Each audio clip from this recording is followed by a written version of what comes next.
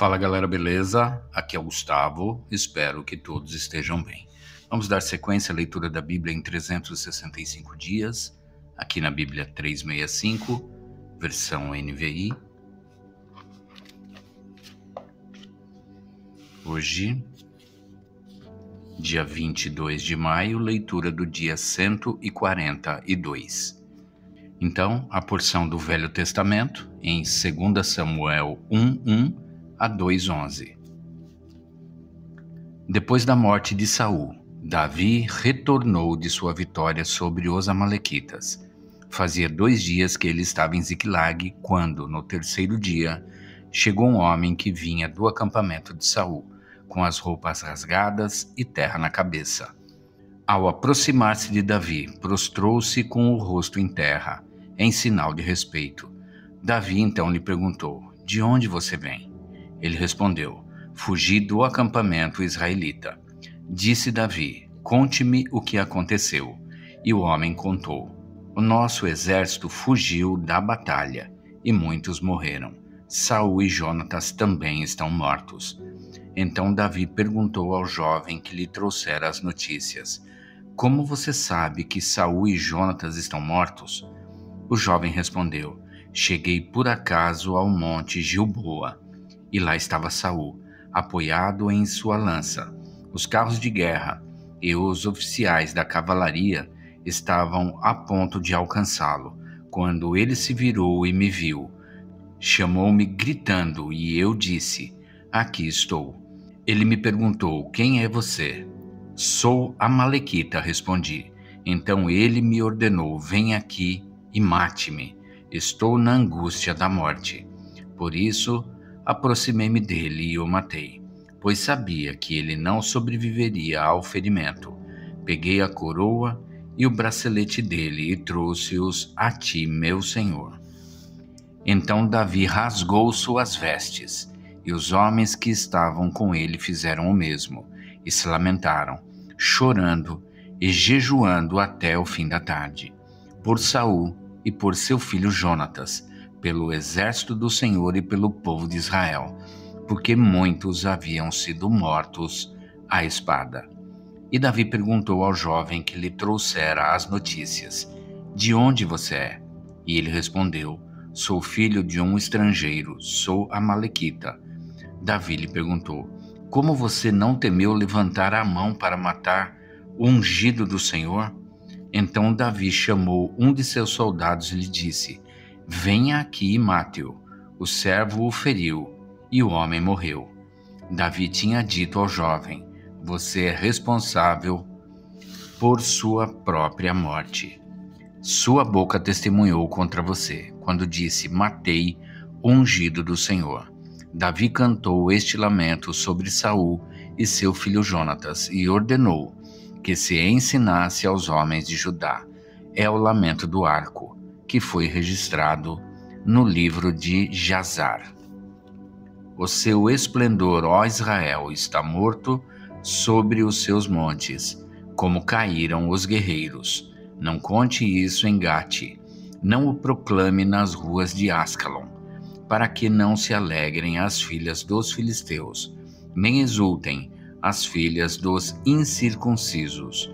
Ó colinas de Gilboa, nunca mais haja orvalho, nem chuvas sobre vocês, nem campos que produzam trigo para as ofertas, porque ali foi profanado o escudo dos guerreiros, o escudo de Saul, que nunca mais será polido com óleo. Do sangue dos mortos, da carne dos guerreiros, o arco de Jonatas nunca recuou. A espada de Saul sempre cumpriu a sua tarefa. Saul e Jonatas, muito amados, nem na vida nem na morte foram separados. Eram mais ágeis que as águias, mais fortes que os leões. Chorem por Saul, ó filhas de Israel, chorem aquele que as vestia de rubros ornamentos e que suas roupas enfeitava com adornos de ouro. Como caíram os guerreiros no meio da batalha. Jonatas está morto sobre os montes de Israel. Como estou triste por você, Jonatas, meu irmão, como eu lhe queria bem.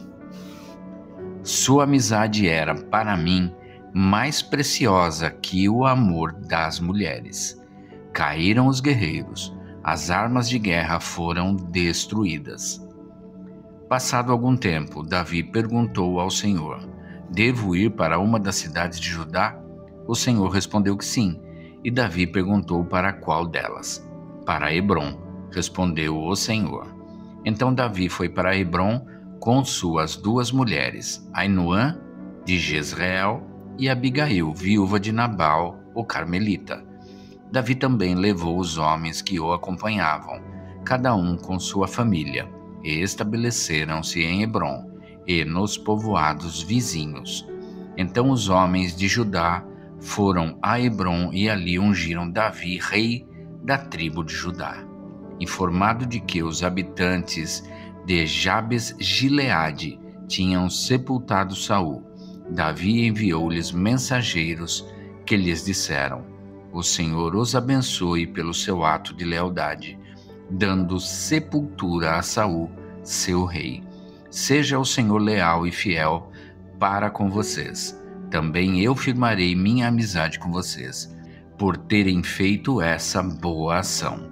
Mas agora, sejam fortes e corajosos, pois Saul, seu senhor, está morto, e já fui ungido rei pela tribo de Judá. Enquanto isso, Abner, filho de Ner, comandante do exército de Saul, levou Isbosete, filho de Saul, a Maanaim, onde o proclamou rei sobre Gileade, Assuri, Jezreel, Efraim, Benjamim e sobre todo Israel. Isbosete, filho de Saul, tinha 40 anos de idade quando começou a reinar em Israel, e reinou 2 anos. Entretanto, a tribo de Judá seguia Davi, que a governou em Hebrom por 7 anos e 6 meses. A parte do Novo Testamento, João 12, de 20 a 50. Entre os que tinham ido adorar a Deus na festa da Páscoa estavam alguns gregos. Eles se aproximaram de Filipe, que era de Betsaida da Galileia, com um pedido: Senhor, queremos ver Jesus. Filipe foi dizê-lo a André, e os dois juntos o disseram a Jesus. Jesus respondeu: Chegou a hora de ser glorificado o Filho do Homem. Digo verdadeiramente que, se o grão de trigo não cair na terra e não morrer, continuará ele só, mas, se morrer, dará muito fruto. Aquele que ama a sua vida a perderá, ao passo que aquele que odeia a sua vida neste mundo a conservará para a vida eterna. Quem me serve precisa seguir-me, e onde estou, o meu servo também estará. Aquele que me serve, meu Pai o honrará. Agora meu coração está perturbado. E o que direi? Pai, salva-me desta hora? Não, eu vim exatamente para isto, para esta hora. Pai, glorifica o teu nome. Então veio uma voz dos céus: Eu já o glorifiquei e o glorificarei novamente. A multidão que ali estava e a ouviu disse que tinha trovejado. Outros disseram que um anjo lhe tinha falado. Jesus disse: Esta voz veio por causa de vocês e não por minha causa. Chegou a hora de ser julgado este mundo. Agora será expulso o príncipe deste mundo. Mas eu, quando for levantado da terra, atrairei todos a mim. Ele disse isso para indicar o tipo de morte que haveria de sofrer. A multidão falou: A lei nos ensina que o Cristo permanecerá para sempre. Como podes dizer, o Filho do Homem precisa ser levantado? Quem é este Filho do Homem? Disse-lhes então Jesus: Por mais um pouco de tempo a luz estará entre vocês. Andem enquanto vocês têm a luz, para que as trevas não os surpreendam, pois aquele que anda nas trevas não sabe para onde está indo. Creiam na luz enquanto vocês a têm, para que se tornem filhos da luz. Terminando de falar, Jesus saiu e ocultou-se deles. Mesmo depois que Jesus fez todos aqueles sinais milagrosos, não creram nele. Isso aconteceu para se cumprir a palavra do profeta Isaías, que disse: Senhor, quem creu em nossa mensagem e a quem foi revelado o braço do Senhor? Por esta razão, eles não podiam crer, porque, como disse Isaías noutro lugar, cegou seus olhos e endureceu-lhes o coração, para que não vejam com os olhos, nem entendam com o coração, nem se convertam, e eu os cure. Isaías disse isso porque viu a glória de Jesus e falou sobre ele.